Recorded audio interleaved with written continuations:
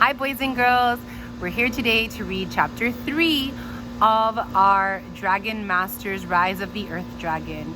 We left off in the story with Drake having found out that he himself was going to be a Dragon Master.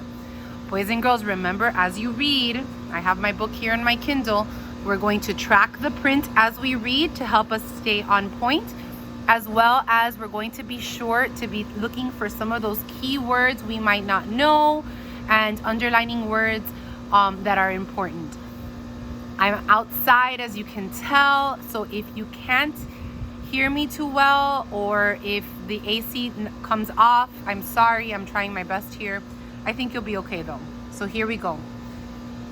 Drake's mind was spinning as he left the wizard's workshop. He followed Griffith to a big underground room. There were no windows. Torches hung on the walls. Drake saw Rory and Vulcan. He also saw 2 more kids and 2 more dragons. "Drake, this is Bo," Griffith said, pointing to a boy with black hair. "And his dragon is Shu." Bo was petting his dragon's tail. This dragon had shiny blue scales, but no wings. "Hi," Drake said. "Nice to meet you, Drake," the boy said politely. Griffith led Drake over to a girl with long black hair. Her dragon had white scales. A yellow band of scales circled the dragon's neck. The tips of its wings were yellow too. I think that's my favorite dragon. "This is Anna and her dragon, Khepri." I think that's how you say it, but remember, if we don't know how to say it, we make it up, and as long as we make it up along the way, at the same time, we'll always know that that's the character. Griffith said. Drake nodded. "Hi," he said. "He could use somebody new around here," Anna said with a grin. Grin is one of our vocabulary words. Grin is just a small little smile. "You have met the other dragon masters and their dragons. It is time for you to meet your dragon," Griffith said. Drake's heart pounded. "My family will never believe this," he thought. "Just this morning he was digging up onions.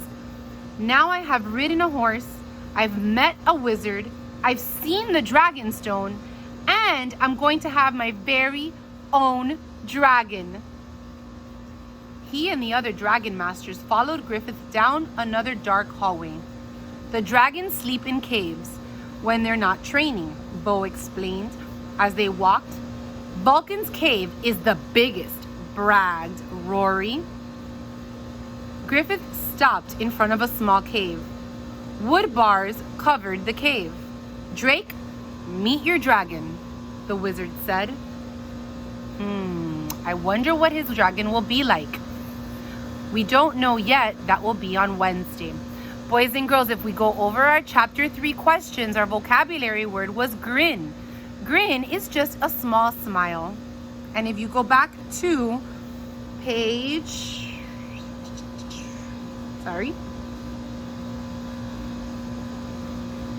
17, it says that Anna said with a grin. Do you think Anna was grumpy or happy? I think she'd be happy. Now, the next 2 questions want you to draw a picture. I'm looking at it behind. That's why I'm looking behind you guys. The next questions want you to draw a picture of the 2 new dragons. One of Shu and one of Khepri? If you go back in the story, the author did a wonderful job of giving you a detail of what Shu and Khepri actually look like, or Khepri. So go back and go ahead and draw your dragon, and then give me a small description. Shu has, and describe him using the words from the text. The same thing with Khepri or Khepri, however you want to say it. Then the last question says, according to the text, what do the dragons do when they're not training? Boys and girls, that answer is exactly in your story. So if you go back to page 18, it tells you exactly what the dragons are doing when they are not sleeping. Make sure you underline that in your story so that you know where you found your answer. Boys and girls, that's the end of our story for today. We will have another story on Wednesday. I hope you're having a great time and you're staying safe with your family. I want to give you all virtual hugs. I love you all very much. See you Wednesday.